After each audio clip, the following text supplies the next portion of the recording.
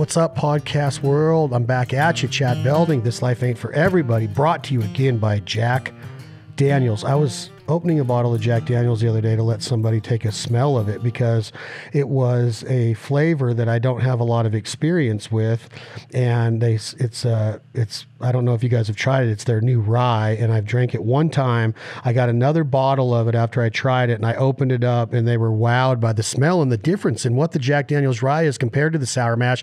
It's got a peppery, smoky little flavor to it, and it is awesome. So if you haven't checked out the Jack Daniels rye, check it out to go along with the apple and the Tennessee Fire. Maybe a little honey, maybe a little 7, maybe a little Gentleman Jack, maybe a little single barrel proof or Sinatra or the Gold. It's Jack Daniels. It's Lynchburg, Tennessee. It's right outside of Music City. I love Jack Daniels. They've been through everything with our team and our crew, personally and professionally. We don't abuse it. We never allow underage drinking. We always use it in moderation, and we always make sure that we do it morally with the people that are around us, because we never want to give Jack Daniels a bad rap. And my guest today lives along the same lines. He made mention to me yesterday in a texting conversation that half the battle, more than half the battle and success in life, is just showing up. My guest today, back for the second time, is Jeremiah Carlson, a.k.a. Biff, fighter pilot, U.S. Navy, U.S. Air Force, absolute badass. Welcome back, my brother. Hey, thanks, Chad. It's a pleasure to be back. You look good, buddy. I was commenting on your haircut. You told me because of COVID that it has been an order that you cannot go get your hair cut anywhere, with most of the barbershops still being closed in the state of California. But I like it on you. This look is, it's almost got a little Val Kilmer-ish, almost Top Gun meets Tombstone Val Kilmer look. It really does. You got both characters mixed in, Doc Holliday and Iceman. Hey, I'm here to be your Huckleberry. I like it. So when you made mention of that, like our last podcast was so intriguing to me, and I got so much feedback on it about, the lifestyle and what you do and how modest you are about it and how easy it comes almost to just say, yeah, I serve my country as a fighter pilot. And to a lot of people, including myself, that's a big deal. It's a really, really big deal. And I really wanted to get in today, as we ended the last one on part 1, Biff. We talked about lifestyle, discipline, culture, goals, short-term goals, mid-term goals, long-term goals. What you've achieved so much in that cockpit.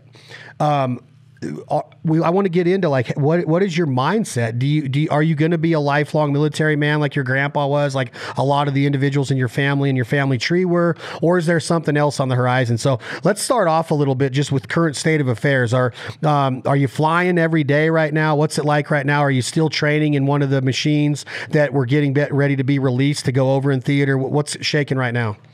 Yeah, so we are still flying. Actually, since our last podcast back in May, we've certainly ramped up our operations as the world starts to return back to normal, or what is the new normal, right? As we do continue COVID mitigation to keep people safe, but the mission has to go forward, right? That is always going to be the priority in the military, is that the mission's got to go forward. Like the country, the threats aren't quitting out there, and we have to go to keep pace with them. So our mission continues. And we are flying every day. I typically, on like just for a personal schedule, I fly probably 3 days a week or so, executing our mission here at BX9, which is to do operational tests for the Navy on the F-18 and on the Growler. So we take new weapon systems, we take new software, we take new systems for the F-18 and for the EA-18G Growler. We put them through operational tests. So we take a new system, we try to break it, and then we try to figure out how to employ it tactically before we release it out to our fleet brothers. So specifically with like the Growler and the other ones, are you like in the final stages of approval? What deems it approved and execution is ready, as far as like sending it out and saying that this has met all standards, you can securely and safely fly and participate in combat in this any given unit? Yep. Yeah, there's a whole test plan and process that we go through that we're wrapping up one right now, and we're getting ready to start a new one in the near future. I can't really get into a whole lot of the details of it, but it's a continual process, and it's an iterative process. As new threat techniques come online, you try to counter them. It's like we talked about in our first podcast a little bit about parity, right? And as you developed a bow, and then I developed a or somebody got a club in warfare and the next person gets a bow, and you kind of grow your capacity that way. That same thing is still relevant and true today. As threats emerge, as new technology emerges, we try to integrate that into the military. And when you start to talk about threats, is terrorism always going to be the main one? Is it always been the main one? I mean, obviously there's been world wars and civil wars, and if you understand the history of our military and what you guys have gone through, but in today's world, Biff, is it safe to say that terrorism is the number one thing that we are on the lookout for, or is there a lot more out there than we really even know about? Yes, there is a lot more out there than people know about. When Secretary Mattis in 2018 really called attention to that. So if you look at like the long history of the United States, right, as we became a superpower in the 20th century, particularly after World War II and the Cold War and those big geopolitical interactions between, for instance, the Cold War, Russia and the United States, right? Like that is our big threat. And then we had all these smaller pop-up wars and insurgencies in Vietnam and in South America and in Africa. Out of those sort of insurgencies is where a lot of the terrorism tactics come from. That really kind of came to fruition in the 60s and 70s. Some of those terrorists, that's where you get a lot of that term from. To our modern iterations of it, radical, Islamic terrorism, as you get into radical narco terrorism. Like, so those are all these sort of non-state actor threats that we still have to counter. But in the past 2 years, and arguably going back even further, we've had the emergence of great power competition, is the way it was worded in our national defense strategy, where you're looking at the emergence of the Chinas, the Russias, the Indias, the Pakistans, these growing powers in the world that are challenging U.S. hegemony that we've had basically since the end of the Cold War. And so we have returned to a great power competition.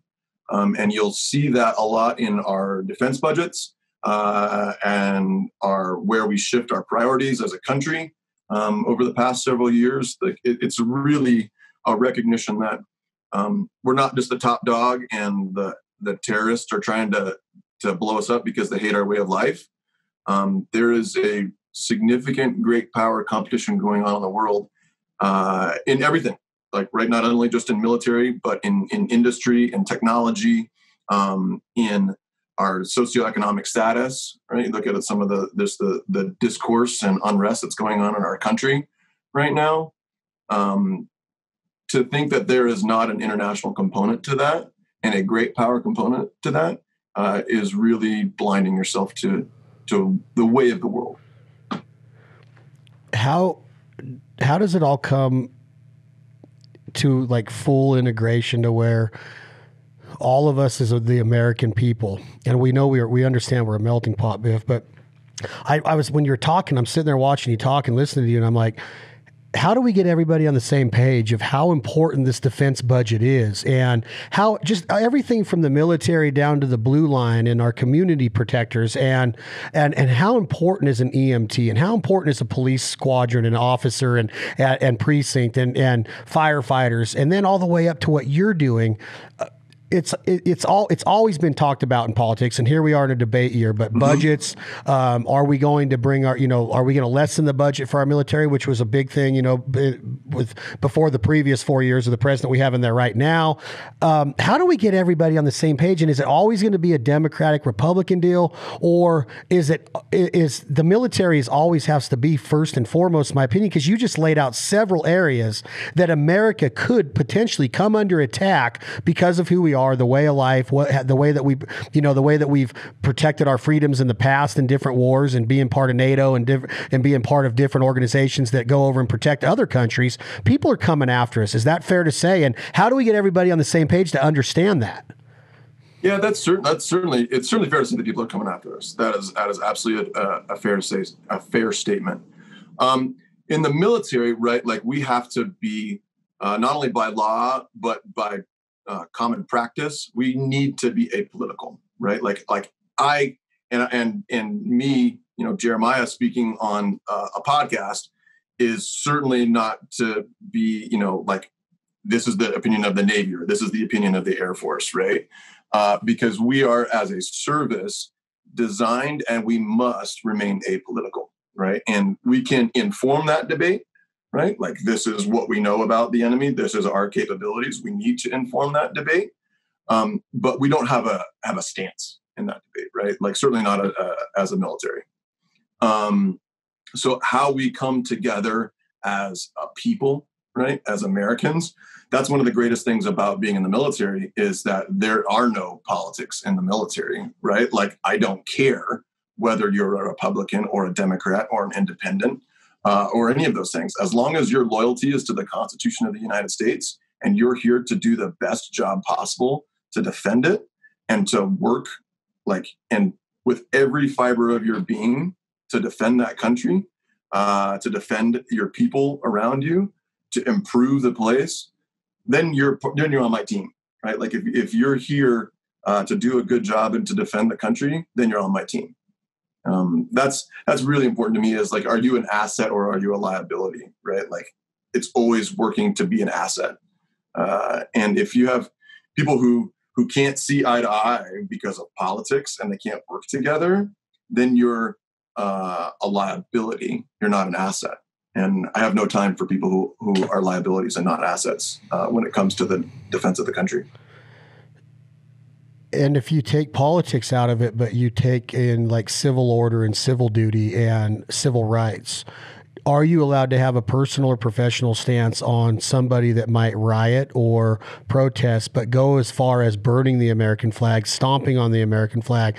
Can you have a personal feeling on that? Or do you have to be civil to where now you have to stand up and say, hey, I'm protecting that person's right to be able to burn the American flag, even though they are showing that they're stomping on it and burning it? That's against our Constitution. That's against our freedoms. Do you have to stay quiet in an instance like that? Again, so based on the difference between what I do in the military for the country and to defend our country against all enemies, foreign and domestic, right? Like, those are the oath I took, was to do that. I still, as long as, I am not a law enforcement person, right? Like, I don't have some special ability to go and arrest somebody just because I'm a member of the military. I can't do that, right? It's like, if somebody's breaking the law, I certainly have a duty to protect my community and to protect the people around me. So I will report it 100%. And if somebody is threatening either me or like other people's lives or property, I always have an inherent right of self-defense. So we'll certainly exercise that to the full extent of my training and ability. How bad does it hurt, though? Is it emotionally get to you? On a personal level, it's infuriating, right? And it's also really sad on a personal level. Like, it's really sad when you see that kind of thing, where you're just kind of going, hey, man, we got a lot of people in a lot of really crappy places who are working to keep you safe to go and do that. So yeah, on a personal level, it's really hard to see that kind of thing. And you wish that people who, are they're anti the United States of America while living in the United States of America, right? Like, you wish that they would get outside of our country and that they would see how some of the rest of the world is. And I think it would probably change their opinions. I know doing so changed my opinion significantly. In which ways? Well, just in understanding like how great we have it in the United States of America and how worthy she is to defend, right? Like, it validated for me what I have dedicated my life to, and that this country, this way of life, this idea of being an American is important and it's worth defending.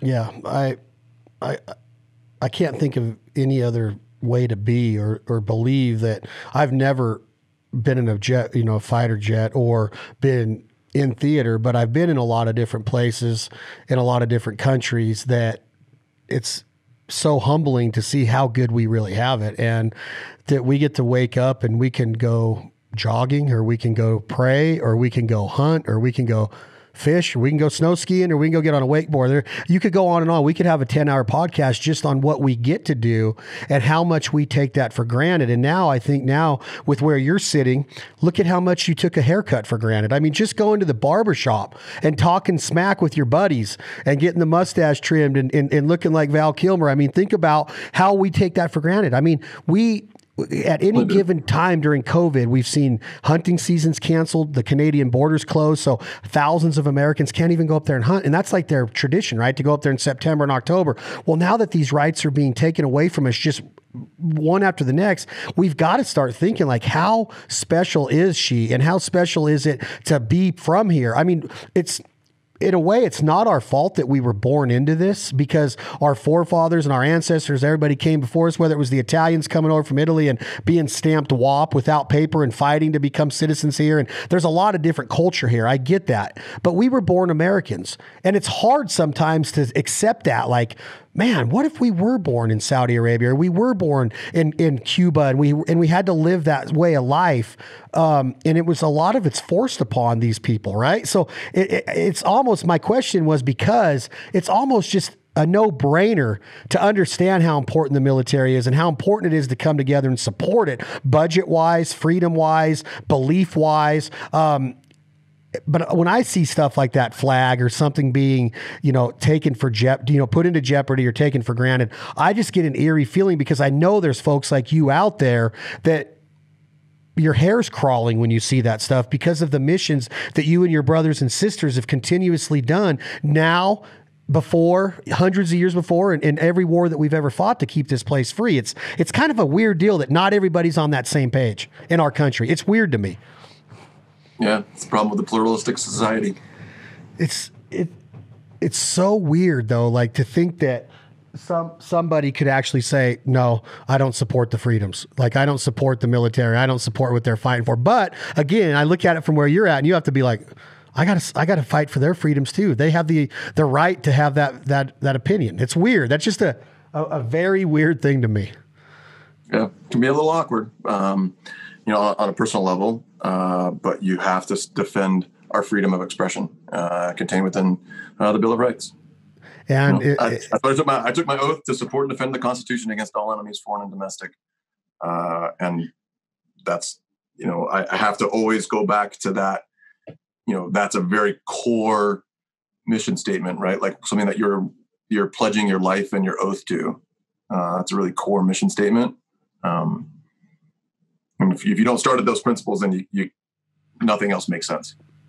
I agree 100%. And as you sit there today and you are involved in this on a daily, just your regimen is like, how regimented is it? I want to get into like how we touched on it last time. You know when you're going to fly, when you can have a drink, you have to stay in shape. You have to work out. Your nutrition, your intake has got to be on par. Like, is everybody that way that that has been in this position of being a fighter pilot? Because when I look at it, Biff, I'm thinking like, man, you cannot cut a corner, because you are literally going to be in the most extreme fighting badass machines ever built, and you're responsible for millions and millions of dollars at any given time when you're up in the air doing what you do.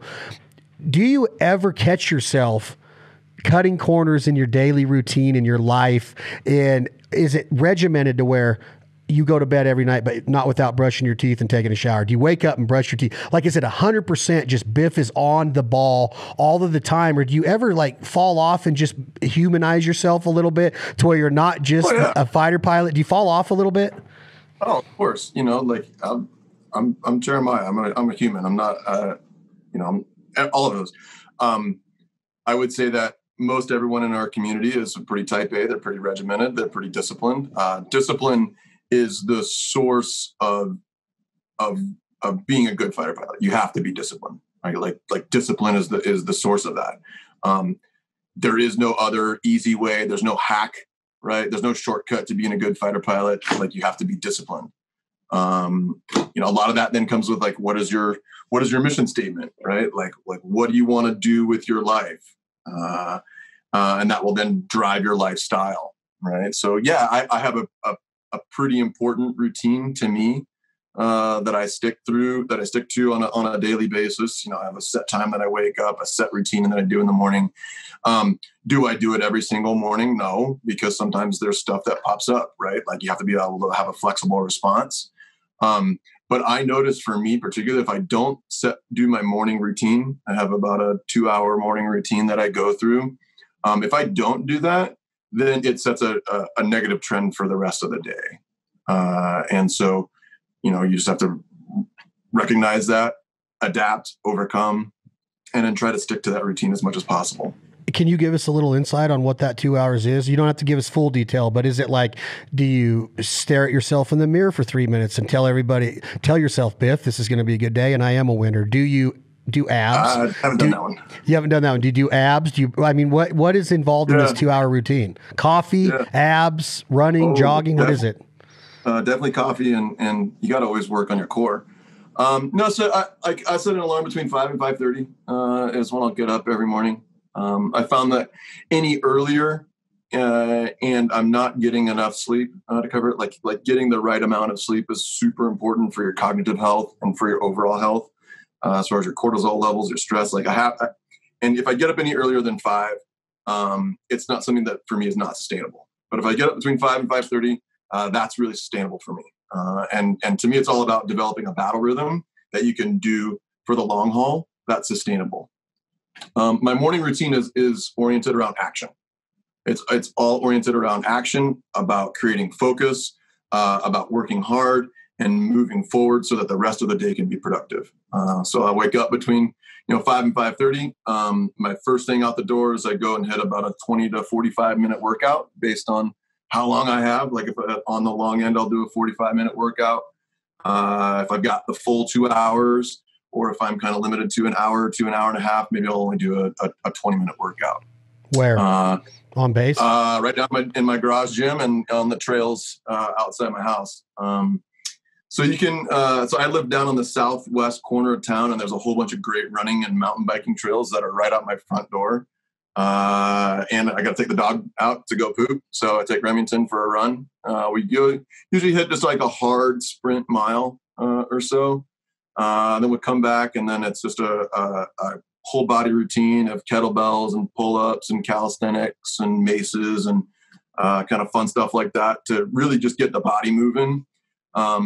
Right now, as the daylight is kind of starting to dwindle, I'm pushing more towards the 5:30, because if I start running right at 5:30, it's still dark, and then the sun will start to come up as I'm finishing the first portion of my run. So that'll be interesting to see how we transition into the fall. And it's always kind of interesting to watch that. But yeah, I hit a hard workout. And then after that, like getting water in, particularly here in a desert, is super important, right? Like getting your hydration back to where it needs to be after you lost so much water over the night. So I'll do a lot of water. I do like an apple cider vinegar, lemon juice, and then a little bit of hot sauce. Our buddy Tim's hot sauce is really freaking good to get that going.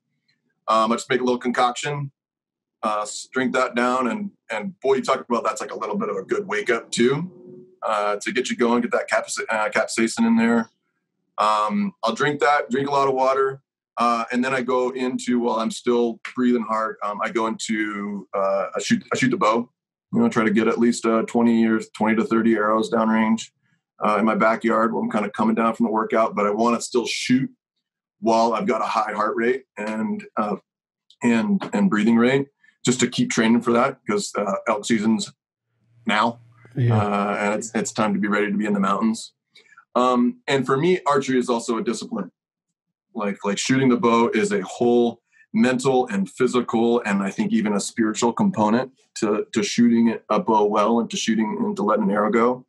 And to me, there's just something really peaceful about it in my brain, because you block out everything else. Like when you're doing a hard workout, you're intensely focused on what you're doing, right? Like I'm not thinking about the later stresses from the previous night or what I have to do later in the day.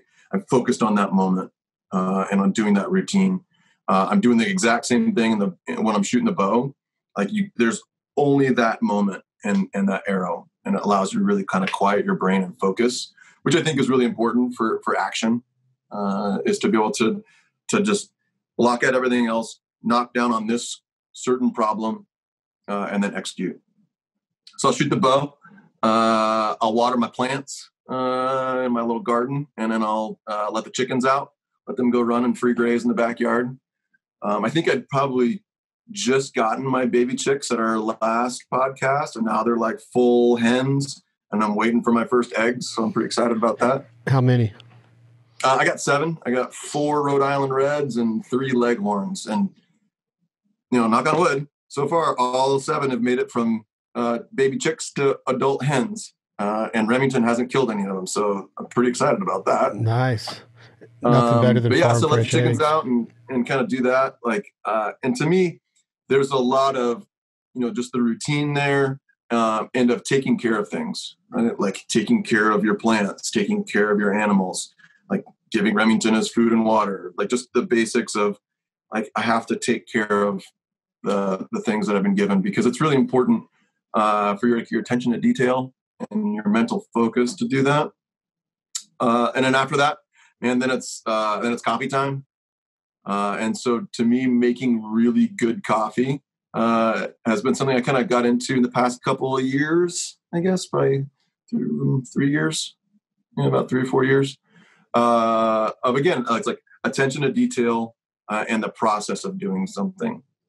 So making like really good coffee, plus it's enjoyable to drink. Like good coffee makes every situation better. So making some coffee. Are you ordering some high quality beans online? Are you working with Tim Montana and the Black Rifle Coffee Company on some of the stuff? Where are you getting your beans? Are you processing everything from a raw bean to the hot cup of coffee or a cold brew every day? No, I'm not that skilled. So are you curing it? I do. No, I don't do. So I'm also like pretty green, and I don't like plastics going in the ocean because not only am I a fighter pilot, but I'm a sailor, and I hate seeing when plastics are in the ocean. I think microplastics in the ocean is one of our biggest like global environmental threats. So I don't do Keurigs. Not that they're a bad company. I don't want to say that. If you do Keurigs, you probably just do reusable ones.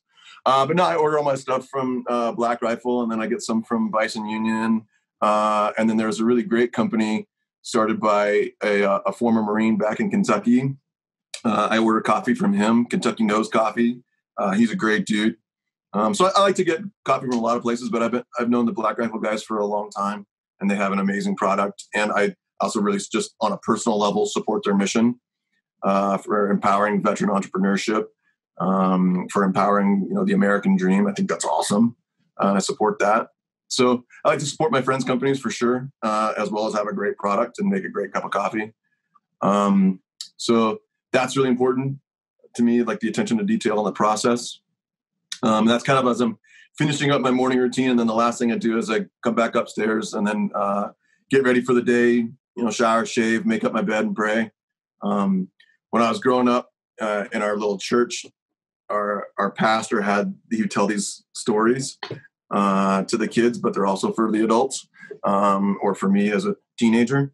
There's Burwell G. Bunny, who always preached confidence. And that you got to start every morning. Things always go better when I make my bed and pray. So that's like a really important thing to me. I don't think I really, like growing up as a kid, I would rarely make my bed. I didn't take that advice very well. But certainly when I went to the academy and that got hammered into me, you make your bed every day. I don't think a day has gone by that I haven't made up the bed. What if you get called to action from a deep sleep and your bell and alarm goes off to get in the cockpit? Are you still 100% have to make that bed before you put your boots on and get out the door to go get in the cockpit? Or is that a forgiven instance? I mean, I've never had that instance when you're on alert. Like you're not going to get called from your bed to go and jump in and fly. You won't, huh? If that happened, then you've probably had a traumatic failure of your scheduling processes while you're deployed. Obviously, a lot of the guys in ground combat, sometimes that happens, like when your fire base gets attacked and people are on different shifts and now it's all hands on deck. Now everybody's got to get up and start fighting. That doesn't happen in the fighter world, right? Like, or if you do, or if it does, like, and I guess it did happen in Kandahar, with the Marine element down there. And who literally guys did get ripped out of bed, ran out, jumped in the airplanes as Taliban are rolling grenades onto them, took off, and then started fighting right over top of the base. So I guess that has happened. It's never happened to me, knock on wood. Although you probably get some pretty good stories out of that. Yeah. So like, I have a pretty set schedule. But if I've got the 5 a.m. brief, now it's like, all right, well, not going to get my full morning routine in. I try to just catch as much of it as possible on an abbreviated schedule, just to really get your mind right. Like, so for me, the morning routine is all about creating focus, and is action oriented, right? Like it has to be action oriented to set myself up for the rest of the day. Then when I'm at work, right? Like one of the things that I've kind of been appreciating over the past couple of months, where I'm at in my current position, and at the current stage of my career, right? Like I'm 15 years into my military career. And I'm making a real shift in, my leadership, right? Like I'm going from a tactical, it's me, my formation, my outside formation as a mission commander, like going to accomplish a mission, to now it's more of an operational leadership, right? Like I have a lot of people that work for me now, at different levels, whether they be military or civilian or contractor. I have to liaise with a whole bunch of entities, across the services, and across, other, within my current position with doing tests. Like I have now a lot of, liaisons with industry, right? Like when I talk to the Boeing guys, or when I talk to the Lockheed guys, or, all those portions of industry that are bringing on new products. Like I'm not just Biff, who's a fighter pilot anymore, right? Like I have to kind of grow my aperture, for leadership into more of an operational level, leadership, and a little bit strategic, but that's for people who with bigger brains and more rank than me, to do that sort of strategic leadership. But it is something that I've been focusing on a lot recently, is just opening that aperture to a more operational leadership, and then taking my hands away from the tactical portions, and letting the people that work for me, who are the tactical experts, run with that. So I have a pretty good routine when I get to work, right? Like I have to orient things, for either tasks or communication, at an operational level, right? Like I have certain tasks that I have to do, certain tasks that I have to delegate. And if there's stuff that I have to delegate, or there's information that I need to pass, like communication has to be one of my main focuses, right? Like if I'm just the tactical dude, I can do it myself and I don't have to talk to very many people. But if I am the operational leader, communication has to be my number one priority. Like I have to delegate authority. I have to delegate responsibility. I have to delegate, like set priorities, right? Like I'll get my priorities from the boss and then set them for my people, who work with me, and for me. And I have to really focus on my communication. I think that's probably one of my bigger failings over the past year is really effectively communicating well. So that's something that I have a do out to continue to get better on.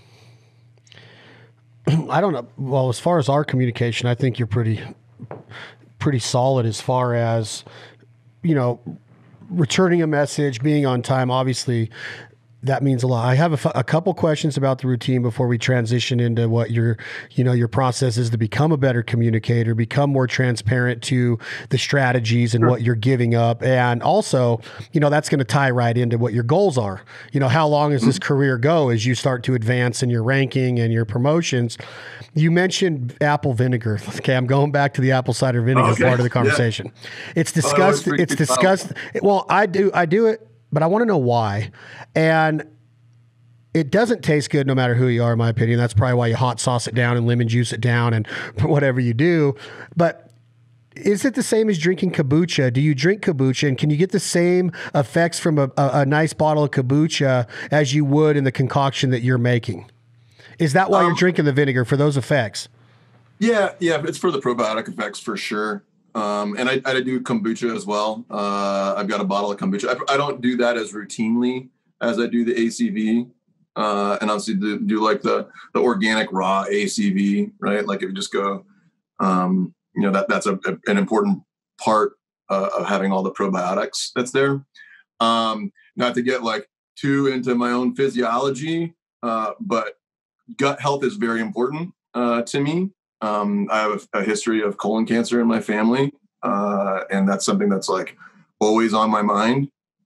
On a personal note, right? Like I'm from Kentucky, and Mom, I hope you don't listen to this. I started dipping when I was 16 years old.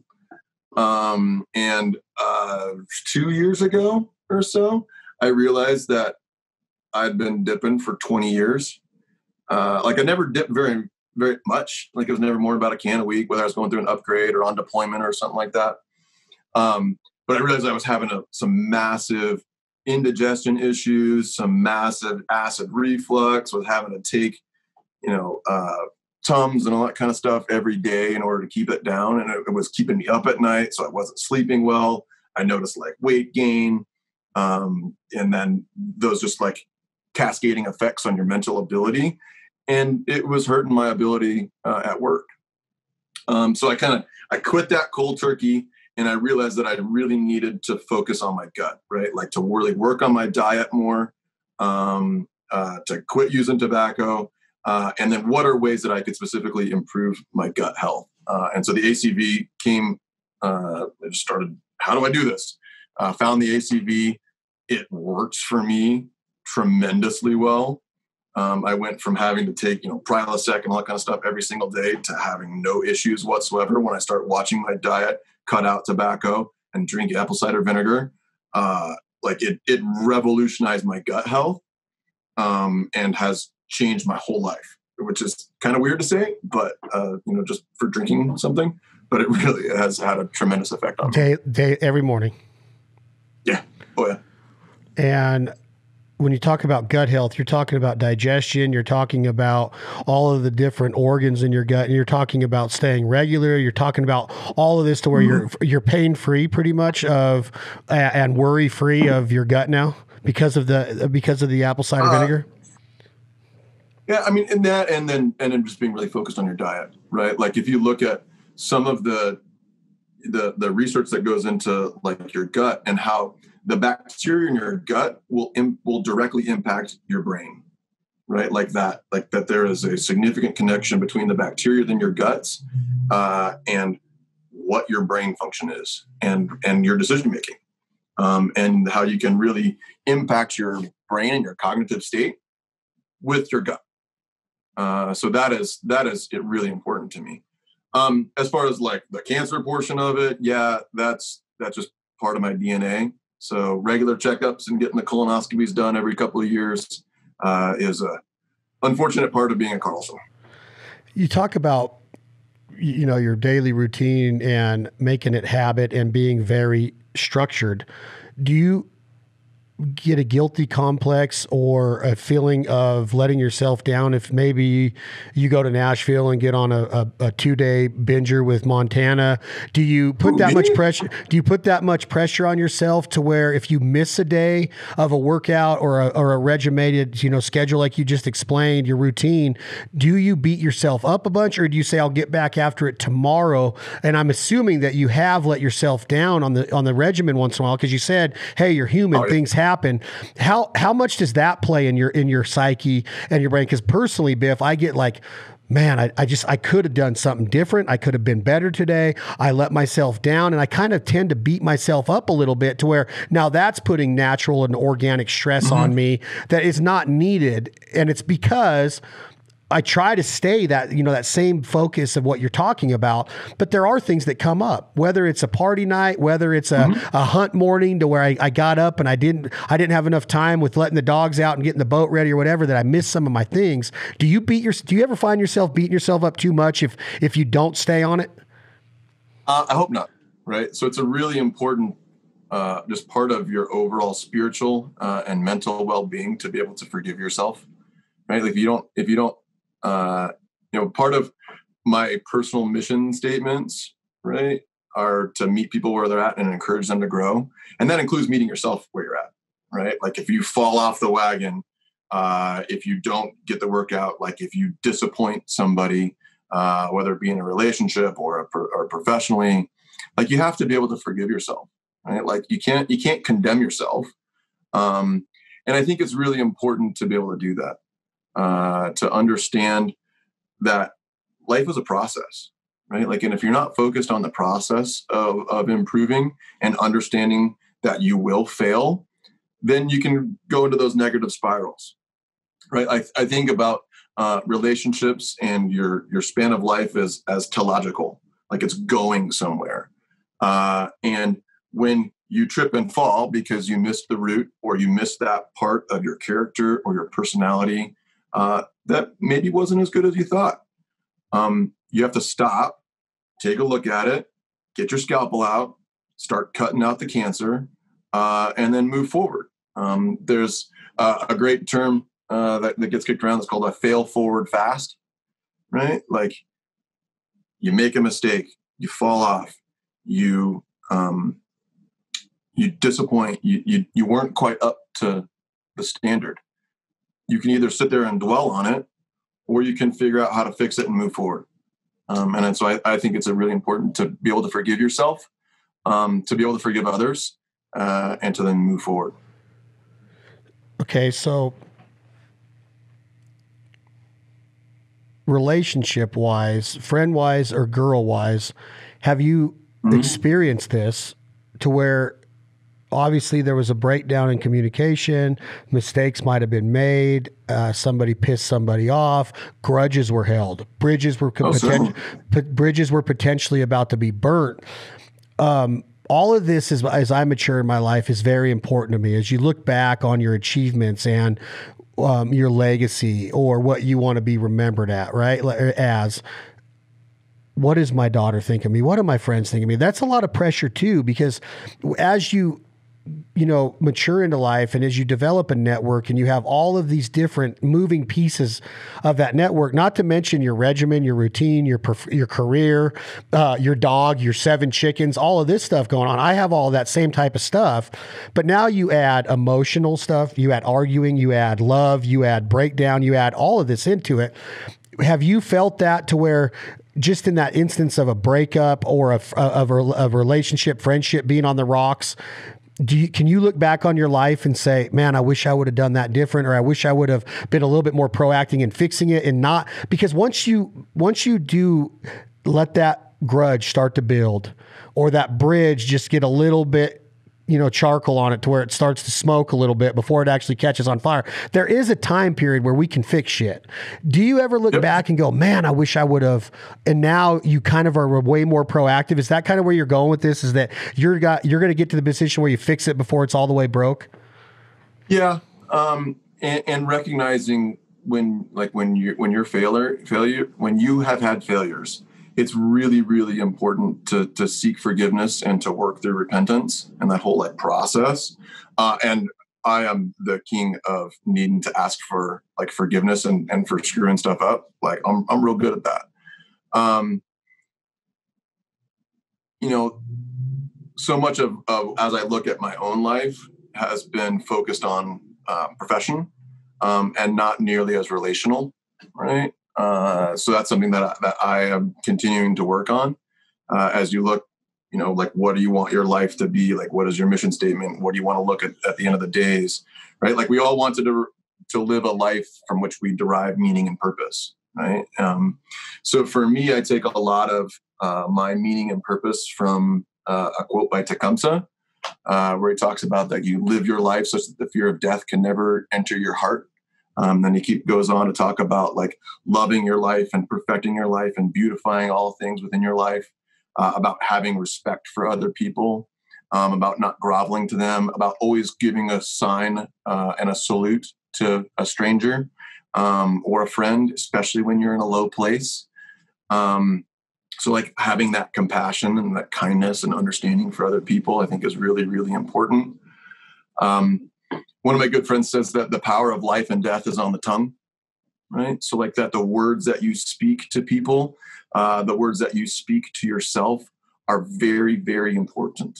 To say things that build people up, right? That are going to encourage them to grow, to rebuke when necessary, right? To rebuke yourself, to rebuke others around you, to really kill your ego, Like those are all things that are very, very important. And so that when you get to the end of your days, right, that you're not weeping and you're not crying and you're not, asking for a little bit of time to live your life over in a different way.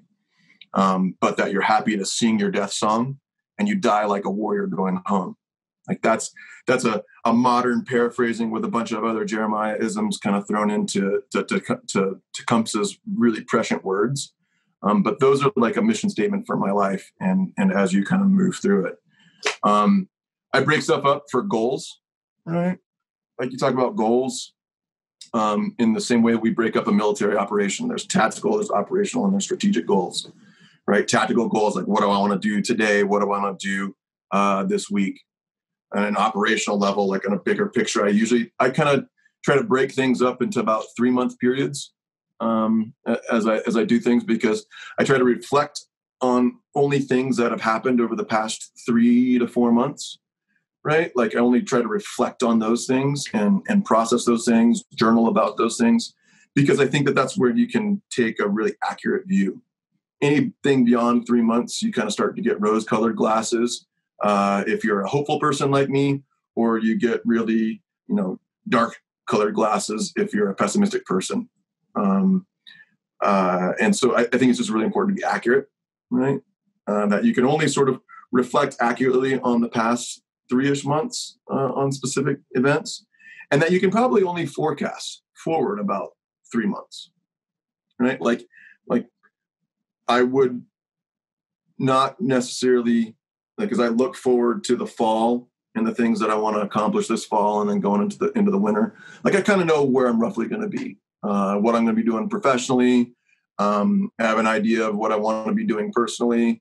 I know where I'm at spiritually and where I need to go over the next couple of months. I know where I'm at physically and where I need to go over the next couple of months. I can look back on 3 months ago and see where I was at physically. And it's like, am I better? Like, does my shoulder work better than it did 3 months ago? Am I faster than I was 3 months ago? Am I leaner than I was 3 months ago? Am I stronger? And just, take a period of reflection and then assess where your goals are going to be at. And I try to break them up into those tactical and operational. And then as you look at the strategic goals, right? Like, where do I want to be? Like, do I want to have kids? Like, do I want to be moving closer to home? Do I want to be living on a boat in the South Seas? Do I want to be, perched in a camper on a mountaintop? What are the long-term strategic goals for how you want your life to go? As I'm, probably past the 3/4 point in my military career now, it's like you start to look at what, how long do I want this road to go? Right? Like, how long do I want to spend in the military, or do I want to transition to do something different? Do you know this yet, or is that too far out of the 3-month window to even have a kind of an answer? Yeah. So, those are strategic things, right? Like, I keep my 3-month window to operational. Okay. So your strategic can be longer than that. So do you, 3/4 of your career is over. So you've been in it 20 years already. Mm-hmm. So 15. Yeah. You've been in 15 years plus 15 years active duty and then 4 years at the academy. And so it may not count technically for your military career, but I sure count it. So 5 to 7 years, safe to say that you are committed to the military career? Yeah, at least probably another five plus years or so. Yeah. And your how old are you right now? I am 37. 37. So at 42, you could potentially be retired from your duties as a military personnel. It's kind of crazy how close that actually is now. Yeah. I was hanging out with 2 of my buddies who I went to the academy with. So I've been friends with these guys for pushing 20 years now. We were hanging out on Friday night. And it was just interesting, like talking to them and how different our lives have gone. Like they both flew tankers in the Air Force. So they flew KC-10s and now are flying for Delta and United and are married and have kids. And, I've taken we've all taken very different paths from when we all walked across the stage at the Air Force Academy in 2005 together. So it's interesting to kind of look at that now that you have a little bit of longer perspective on where your life has been and where your life is going.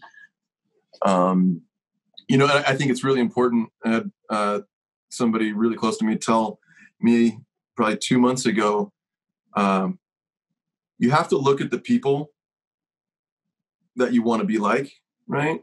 And you have to do the same things that they're doing, right? Like, so if you want to be in a relationship and if you want to have kids, then you need to be around people who are in relationships and have kids, and you need to do the same things that they're doing, and you need to follow those healthy relationship patterns. And you know, you're always going to be sort of like the 5 people who are closest to you. You know, so it's really, really important to surround yourself with people who encourage you to grow, who will call you out when you're making mistakes and you're messing up. Right? Who will call you on that, and who can help put you back on your feet and get you to grow when you fall down. So that's really, really important for who you surround yourself with. How do you look at other people that don't live a regimented life like you and can't discipline themselves to envision life the way that you've just talked about for the last 40 minutes? Do you ever find yourself on a soapbox looking down at anybody? Do you always give everybody the benefit of the doubt, being in the position you are of protecting our freedoms and knowing that what you do for a living for all of us, the sacrifices you make? So, but do you ever look at somebody and be like, how do you let it get this out of hand? Whether it's obesity, whether it's 6 marriages, whether it's bad parenting, do you ever look at them and find yourself judging? Or are you past that part to where your psyche's turned off that button of being able to judge somebody? Because I think for me, I look at people and this question arose when you said, you surround yourself with the people that you want to be like. Well, do you also distance yourself from the people that you don't want to be like, and you judge them by that? So you're like, wow, man, how did you let yourself go that bad? How did you become an alcoholic? How there's disease, there's depression, there's all this stuff. But how do you look at stuff like that when you're so optimistic, when you're so regimented, when you're so successful, but there are other things in life that your friends have that you might want that you haven't achieved? So, like you are getting up there towards 40, you haven't started fatherhood yet. Do you want that? Because all of a sudden now you got to meet a girl, you got to court her, you got to have a relationship. Maybe that'll turn into it. Is she going to be of the age to where she can successfully and safely have kids? Like, all this stuff is going to my head, but are you judging yourself because you're not there yet? Are you judging them because they didn't stay where you're at and continued to fight the good fight? And how do you look at people when they're like not as regimented as you and living by these short-term goals and all of your tactical and the way that your operation, your tactical and your strategic? Do you judge people, Jeremiah? Are you a critical person?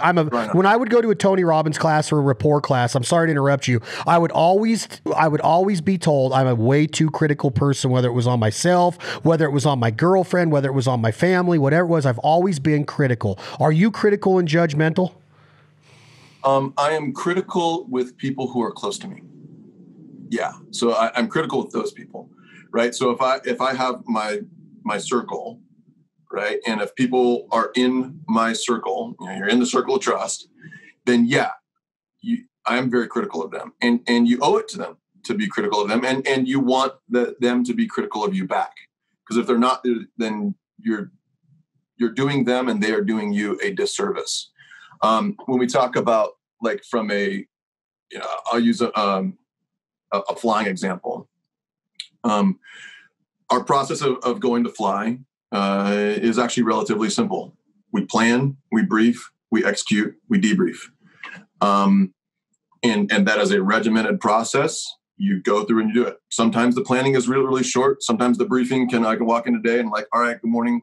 I'm Biff. I'll be Blue 1 today. The plan is standard. Let's go execute.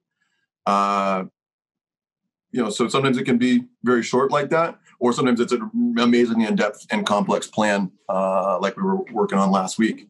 Either way, the process is still the same.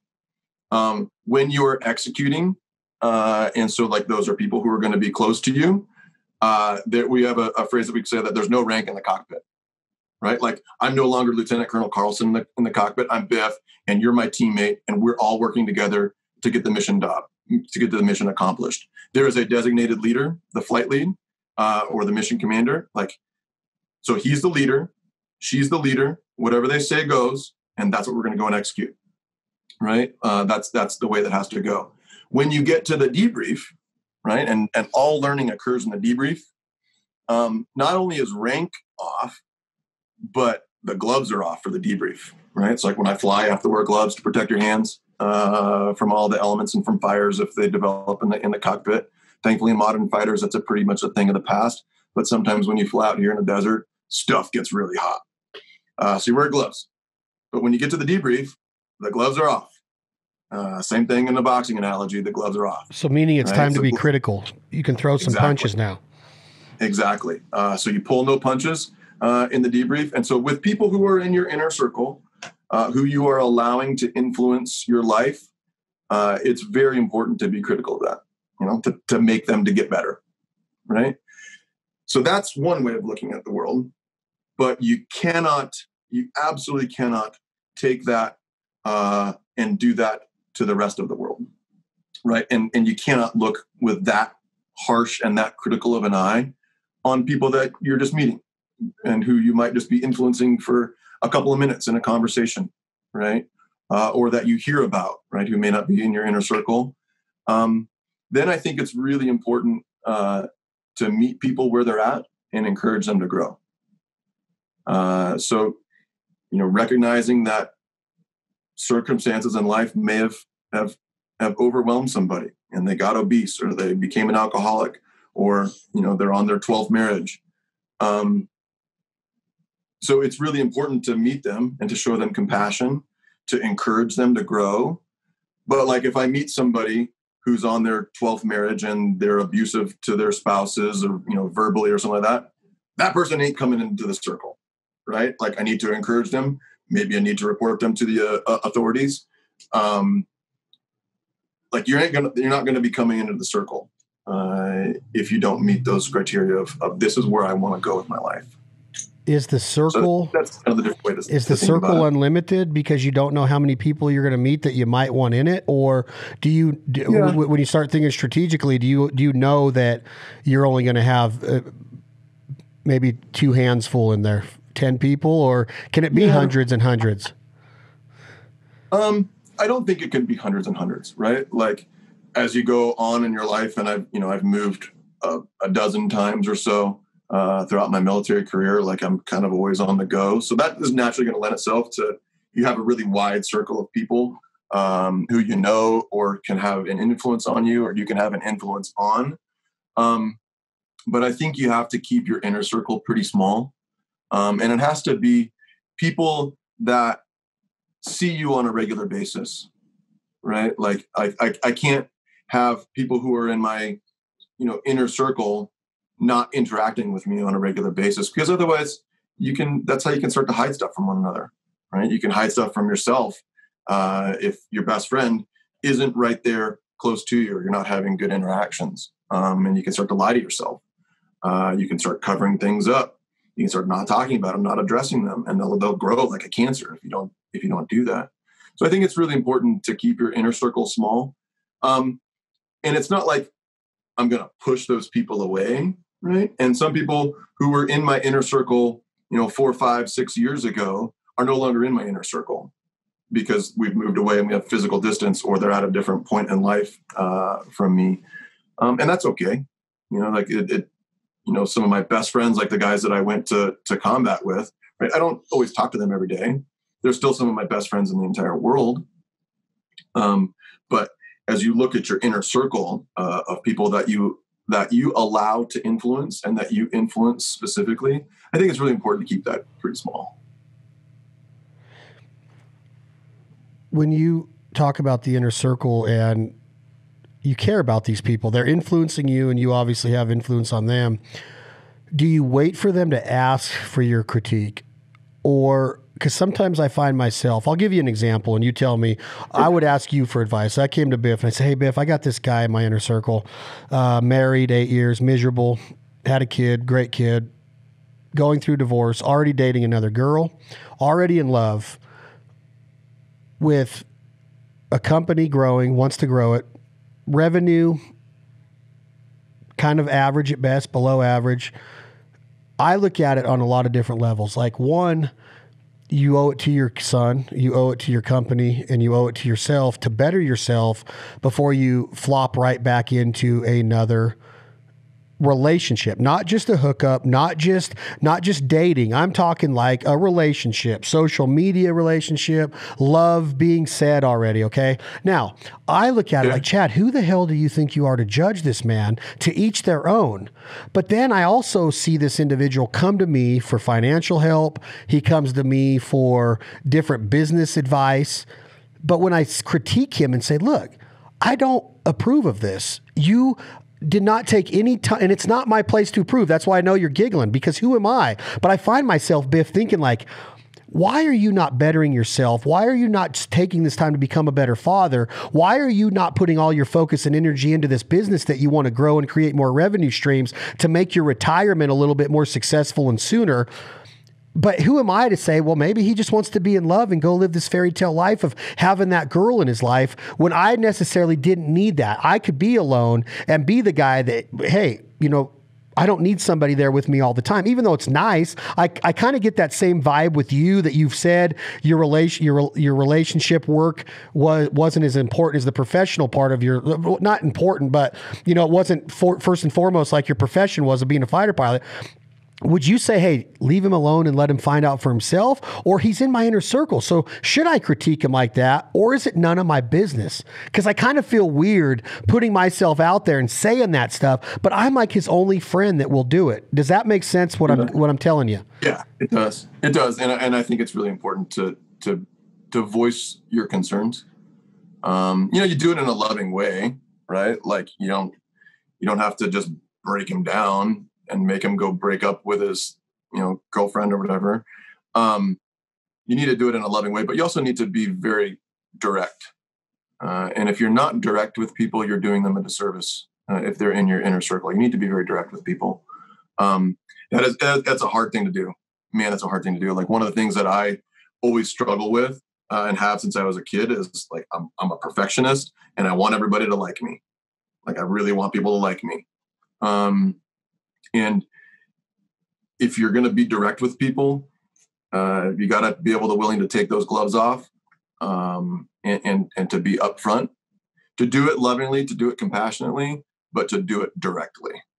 So yeah, I think it's important. I think you owe it to them, and that you're doing a disservice to your friends if you don't address things that you see as they're messing up. And I want people to do that to me, because if you don't have a good grasp on where you're at, and if you don't let people do that for you, you can really kind of find yourself walking down some pretty bad roads.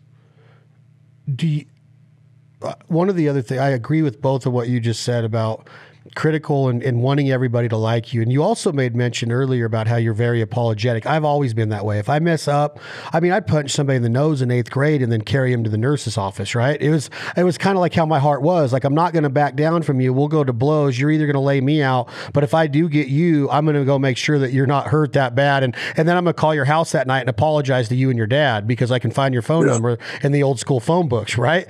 That's how I was growing up all the time. I'd get suspended from school for fighting, but then that night I would call my enemy's dad and mom and apologize for what I did to their son, or vice versa. But a lot of people never called me when they beat the heck out of me. I've kind of always had that personality trait. So I kind of see, like, you're apologetic. You want everybody to like you. And that's why kind of like when I say that stuff, I'm always like, should I have bit my tongue? But no, because it's like he's falling into this deal to where potentially he could go down that same exact road again. And I don't know if he needs a little input from an outer, his buddy in his inner circle. And I just always find myself like almost feeling guilty for doing it. But then a day, two goes by. He's even, texted me or called me and said, man, I appreciate the advice. I appreciate the words. And I am kind of stern on him. I'm like, man, you can't keep going down this road. Your focus has got to be here. But then I go, well, who am I to tell him how to live, like to be cut from the same thread as I am, or have the same blood? Not everybody's the same.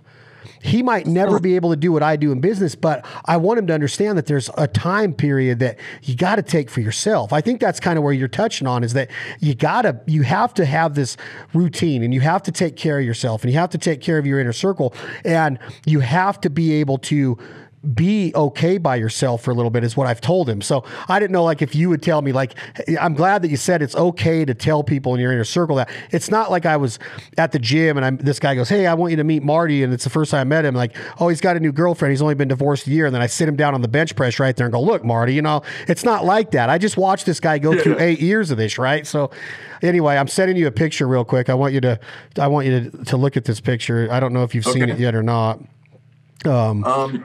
It's kind of in answer to that, right? Like, I think that reflection is a really important thing to do.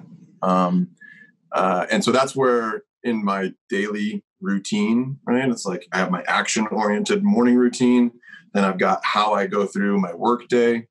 And then in the evening when I get home, that's a really important time for reflection. Right. So being able to read, like being a reader, is a really important thing for me, to grow your cognitive capacity, to grow your understanding. Right. So reading is really important. Journaling is really, really important. Being able to, like, write down your thoughts and to do it in a place where you can get away from everybody else. You can get away from other people's judgments on what you're writing, on what you're, on your thoughts. And you can really explore. You can have a conversation with God. You can have a conversation with your heart. You can have a conversation with people, right? Like you can write down. You always talk about, like, whenever you're in a heated conversation or an argument and you finish that conversation, you're like, man, I should have said that, or I should have done that. Right? You can go back and you can write and you can have that conversation and you can, think about the words that you would say. And then if you need to, you can go back and say them. Or perhaps because you've written them down, it's created a permanency in your brain. It's gone from a short-term memory into a long-term memory. And that you'll have those sort of tools at your disposal in a future argument or a future disagreement, or, and you can really just have that time of reflection. I think it's really, really important to do that.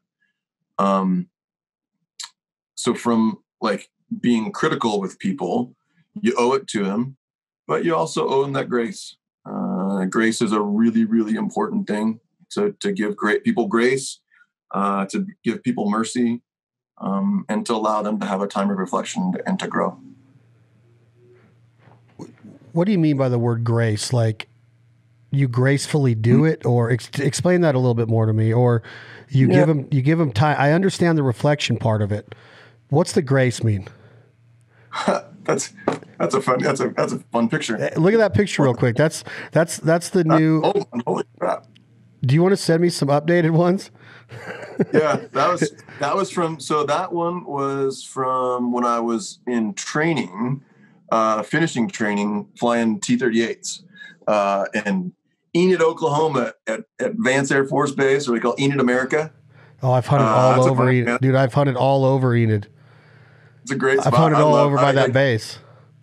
Yeah, so I went, I moved. So I started out my career as a backseater, as a Wizzo in the F-15. And then after, 4.5 years or so of being a Wizzo, really randomly got the opportunity to move 6 feet forward and become a pilot. So I moved from living in Cambridge, England, being a, mid-20s single fighter pilot, raging around Europe, going on deployment, to living a kind of very urban, traveling all over Europe existence, to then moving to Enid, Oklahoma, in the northwest of Oklahoma, almost by the Panhandle, going back to training, like going from sort of top of my game, instructor, mission commander, ready to, thinking about going to weapons school. All right, now you're going to go back and be a pilot training student. Okay. And go back and, all right, this is the basics. You push the stick forward and the houses get bigger. You pull the stick backwards and the houses get smaller. So I kind of had to go back and through that process. And it was really an important time for me to grow leadership wise, and to grow, like, in killing your ego, and to be humble. I got humbled a lot, and still continue to get humbled a lot. It's funny that you have that picture. That's a fun one. I think I maybe just turned 30 years old or so. And it's interesting to look at that. I'll have to do a little side-by-side comparison. It's like, all right, this is me at 30 and this is me at 37. Interesting. It's pretty similar, except the stash and the hair and the jawline's even changed a little bit. I think you're even a little bit leaner today. I probably am. Will you send me some updated pictures? Yeah, certainly. Take a little bit better care of myself than I probably did. Send me a few updated ones so I can get the promos going for this episode. So Grace, talk to me. What does that mean? So being a Christian is a really important part of my life. My faith is a really important part of life. Like, I base my life and my approach to people on faith, and the understanding that I am a really lost individual, right? And that it is through grace that I am saved. It is not through my own works. It's not through me being an amazing human being, because I fail mightily. And I have to grow through those failures. Like, I have to let grace be given to me from God, and I have to let grace work in my life to other people. And I have to so I have to show grace, I have to show mercy, because I have been shown the ultimate grace and the ultimate mercy through Jesus. And I have to grow, right? Like, it's one thing to experience grace and like, oh, I'm forgiven. Yay. But if you're not growing, and if you're not getting better, and if you're not carving out the cancer in your life and turning it over and becoming a better version of yourself, then you're just being lazy, right? Like, it's not all faith and it's not all works. You have to put those two together. And to me, that's where grace comes in, of understanding that you have failures, understanding that everyone else is going to as well. And then really finding the courage to face those and to grow and to make yourself better. And does this keep you? What is the number one thing in your life right now, as badass as you are, what you do for a living? And I mean that. I know that you don't look at it that way. It's just a job. I get that. But there's a few select people in this world that wish that they could do that job. A lot of people grew up wanting to be a fighter pilot. What is the number one thing in Biff's life that keeps you grounded now, that's lost the arrogance, that has brought more humility, that keeps you rooted? Is it the grace? Is it the relationship with the man upstairs in Jesus Christ through Christianity you're praying? Or is it your discipline and your ability to structure your life like this? Because that is a big way of staying grounded, is by saying, hey, I'm just here. I'm a pawn. I'm just doing this, and I'm here for this reason, for this long, and I'm going to give it my best. I'm going to be honest. I'm going to be transparent. I'm going to be critical. I'm going to be a leader. I'm going to do this.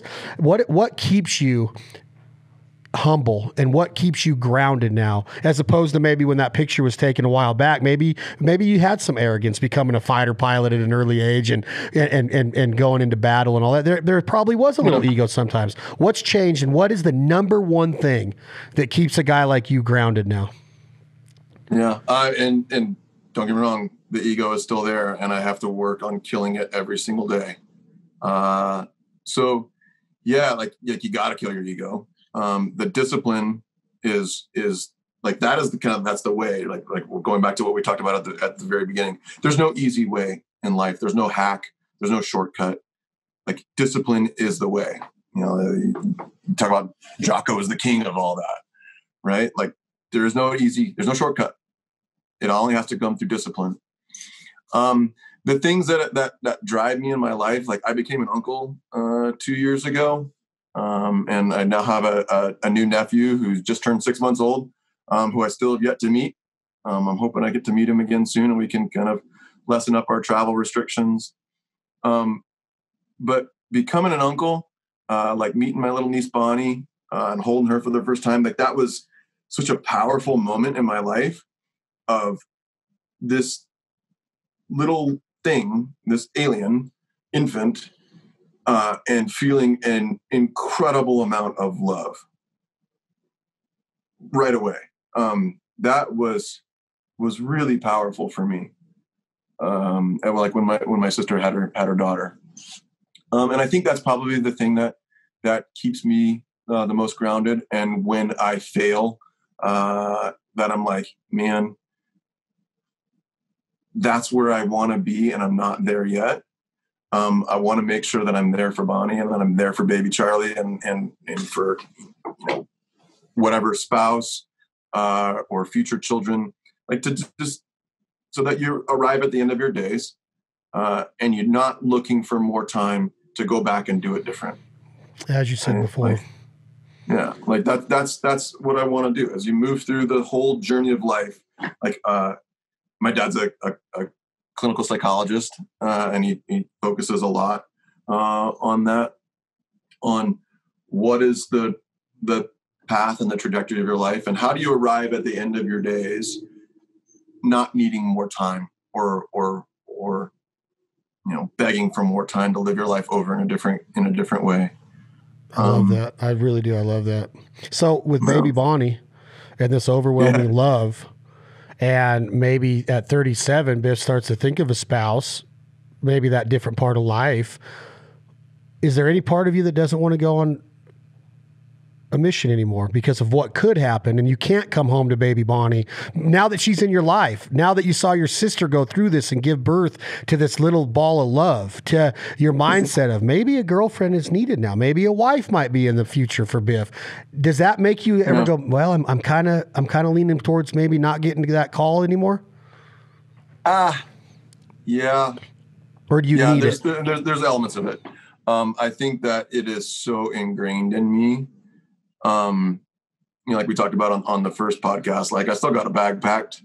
And I always will until I hang up the uniform and I retire. I'll still always have a bag packed, and ready to do that.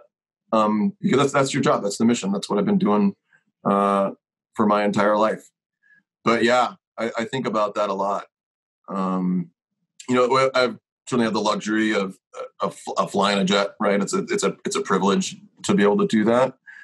It's also like pretty safe.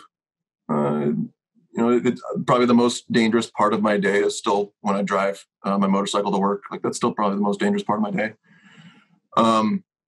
Obviously those risks and everything like that get elevated in combat. You always have to really manage risk. That's something that we talk about a lot of like managing risk at the appropriate level. What is your acceptable level of risk for the mission you're going to go execute today? And so, yeah, I do think about that a lot. Like as my life changes, like what is the risk that I'm willing to accept to do any actions? I think about that a lot as I'm getting ready to head up to Utah and go elk hunting for some time. And then I'm going to go up to the Salmon River and go raft the Maine salmon for a week. You know, I think a lot about that. Like, what is my acceptable level of risk in the mountains, right? Like, what am I willing to do? What is a trail that I'm willing to take versus a trail that I'm not? A shot that I'm willing to take versus a not? Where am I going to camp? I think about that, like hunting. I think about that backpacking. I think about that when I'm backcountry skiing. You know, it's a constant risk management thing. Smart. When I'm running a rapid, right? Like, what is the line I'm going to take? Like, where are the undercut rocks? Where's the deep V? I'm going to find that. Like, what is my move? 3 moves down in this rapid? Like, where am I going to put the raft? Like, those are all really important things to think about from a risk management perspective.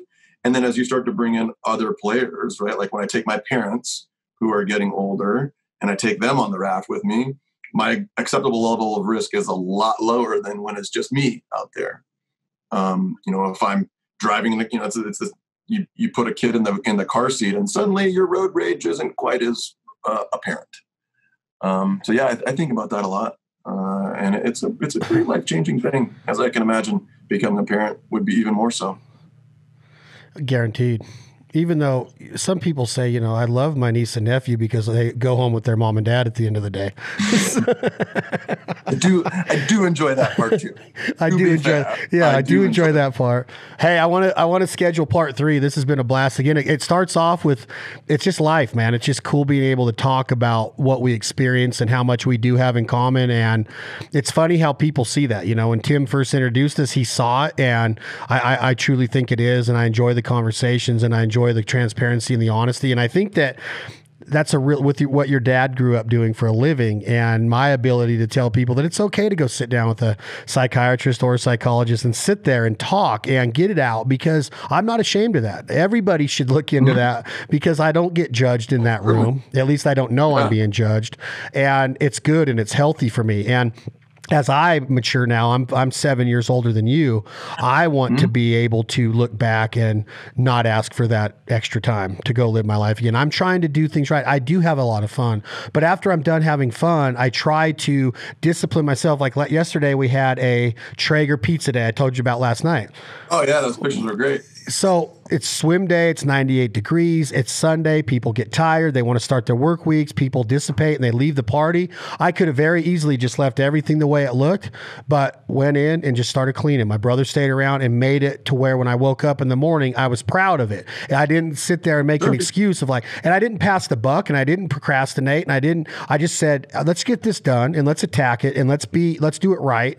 And I take pride in that. When I walk into my yard, if I see a piece of paper, whether it's a gum wrapper, that's something that's not supposed to be there, I make sure I take the time to bend down and pick it up and put it in the trash can, because I want people to see that and lead by example, and have that same feeling of take care of your yard, take care of your place, take care of your dwelling, take care of your inner circle. And then, and I think that our conversation kind of borders around that. I want to do it again. I want to get into kind of where we're leaving it today about how, when does this start to take place? You know, I'm proud that I'm maturing this much at 40 instead of waiting until I'm 60, 65, because I know many people that have waited that long. And there's a lot that goes into life. It's cool. It's neat that your chapter of being a fighter pilot potentially could be over in 5 years. And what's next? That's a cool feeling. It might be scary. It might be apprehensive. It might be depressing and sad at times. It might make you think, man, I am kind of getting into my middle age. But dude, life is so precious, and it's so awesome to be able to say, dude, at 40 or 42, Biff's going to be able to either be an instructor, he might be an entrepreneur and start a business, he might go into the hunting business, he might design backpacks for elk hunters, he might design whitewater rafts. That's what's so awesome about being an American and living in this country and having the freedoms to say, I want to be an entrepreneur, I want to be a flight instructor, I want to be a psychologist, I want to be a professional musician and get my first record deal at 55 or however old Tim Montana is now. You know better I do. Don't tell him I said that, babe. But congratulations on everything. But I first of all, lastly, I just want to say thank you for what you do, because we do get to wake up and live this life, and I don't take it for granted. And I hold our military in the highest regards, just like you do. And I appreciate your time. And I say that we just keep this a constant, because life is ever changing, man. These balls in the air, and we're juggling every day. We can keep talking about it, my man. Yeah, I appreciate it. Thank you, Chad. Yes, sir. So I'll send you some times for the next one. Yeah, anytime. Jeremiah, send me some updated pictures, please, for this. Yeah, I certainly will. I'll probably be very out of reach for about 2 weeks, but when I get back, I look forward to it. Okay, I'll do that, but send me a picture today so I have it, because this will go live before you're back. And, yeah, certainly. And the other thing that I need you to ship me is after you arrow that bull, I need the backstrap and the tenderloin. Thank you, Biff. I appreciate the back. All right, brother. It's been another episode of This Life Ain't For Everybody. That's Mr. Jeremiah Carlson, a.k.a. Biff, fighter pilot, U.S. Navy, U.S. Air Force. He is the man. We appreciate his time. This episode is brought to you by our friends at Jack Daniels. Please enjoy it responsibly. Never allow underage drinking. We will be back at you with another exciting episode of the podcast. Tom, hit that button. This is Leith Lofton singing a smashy it. What you gonna do when the money's all gone? Thank y'all. 'Cause I'd rather be poor living off in a hole than rich as hell without a soul. Life on earth won't last.